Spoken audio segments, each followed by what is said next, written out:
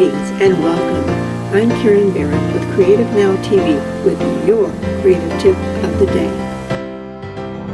Do you have a sewing machine?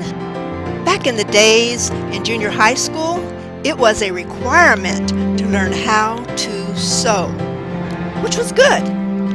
Whether to know how to sew up a hole in my clothes or to make a new outfit to wear.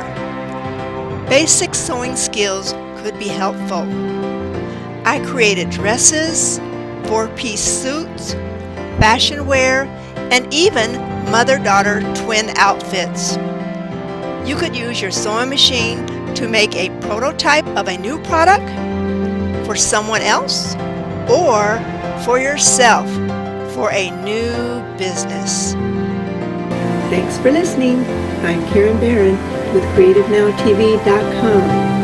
Remember, create and be safe.